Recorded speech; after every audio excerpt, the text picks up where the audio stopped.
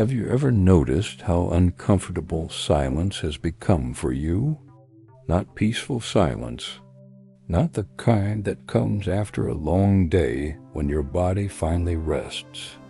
I mean the other silence, the one where there's no screen, no music, no notifications, no one asking you how your day was.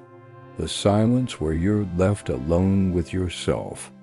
If you're honest, that silence feels heavy, almost threatening, and you instinctively reach for something, anything to fill it. Small talk, scrolling, background noise. A harmless distraction, but what if that habit is quietly hollowing you out? What if the reason you feel mentally tired, emotionally numb, or secretly unfulfilled has nothing to do with stress, and everything to do with how rarely you let your mind actually think? This is uncomfortable territory, because this isn't about intelligence. It's about courage, and most people don't have the courage to sit alone with their own thoughts. In 1944, while imprisoned by the Nazis, theologian Dietrich Bonhoeffer wrote something unsettling. He observed that stupidity wasn't a lack of intellect, it was a moral failure, a kind of voluntary surrender of inner life. People stopped thinking, not because they couldn't, but because thinking became dangerous, uncomfortable, or socially inconvenient. Bonhoeffer wasn't talking about ignorance. He was talking about mental abdication. And today, that abdication rarely looks dramatic. It looks like harmless chatter, endless opinions, noise disguised as connection.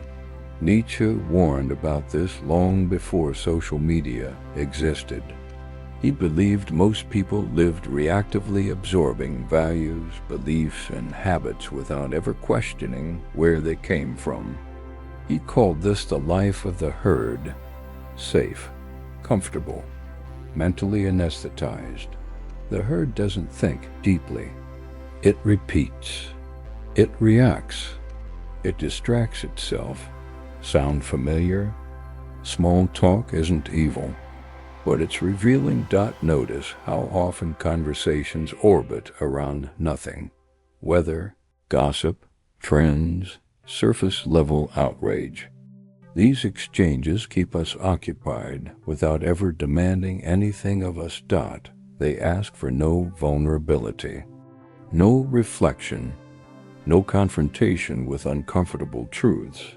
And that's the point, because the moment conversation turns inward toward meaning, fear, doubt, mortality, people get restless. Jokes appear. Phones come out. The moment dissolves. Plato would have recognized this immediately. In his allegory of the cave, prisoners mistake shadows for reality, because turning toward the light would hurt their eyes. Truth is painful at first. It demands adjustment. It demands responsibility. Small talk is the shadow on the wall. Thinking is turning toward the fire, and most people would rather stay comfortable in illusion than endure the discomfort of clarity. Here's the uncomfortable truth no one tells you. Your constant need for stimulation isn't making you happier. It's making you hollow. Psychologically, this is called avoidance. When the mind fears something, uncertainty, unresolved trauma, existential dread, it looks for frictionless escape. Not drugs, not alcohol, something more socially acceptable. Noise. But avoided thoughts don't disappear. They go underground. They shape your anxiety, your irritability, your sense that something is off, even when life looks fine. Carl Jung believed that what we refuse to confront in ourselves becomes our fate. The ignored shadow doesn't stay silent. It leaks. You feel it when you can't explain your dissatisfaction, when achievements don't land the way you expected, When rest feels uneasy instead of restorative, you're not broken. You're just avoiding yourself. Machiavelli understood this dynamic socially.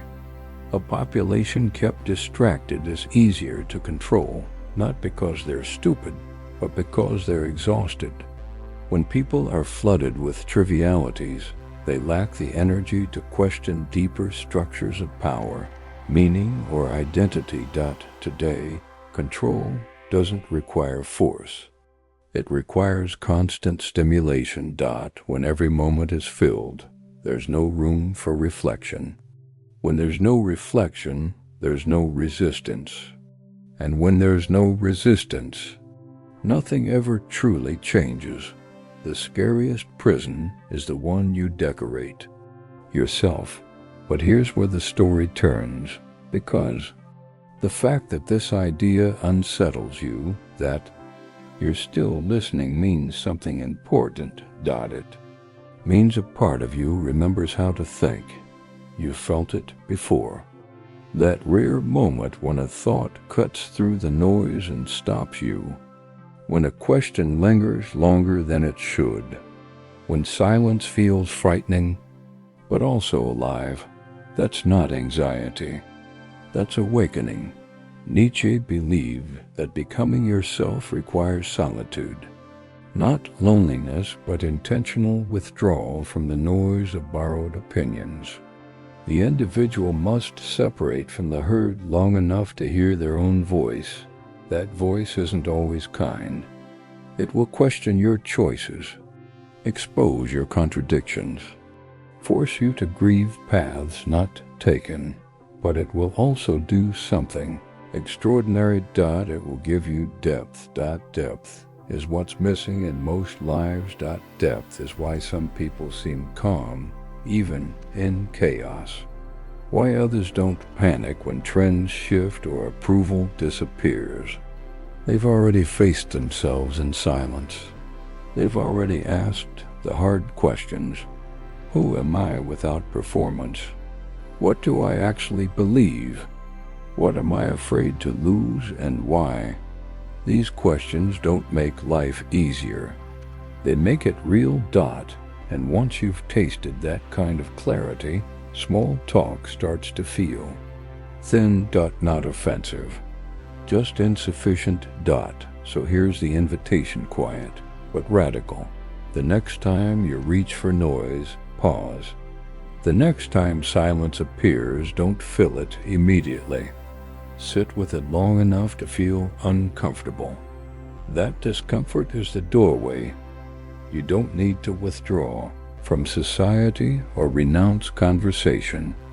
You just need moments of honest solitude, unfiltered, undistracted. UNSHARED. Because a mind that never rests in silence slowly forgets how to think. And a person who forgets how to think becomes easy to shape, easy to exhaust, easy to lose. But you're not meant to be easy. You're meant to be awake. And the silence you're avoiding might be the very place your real life begins.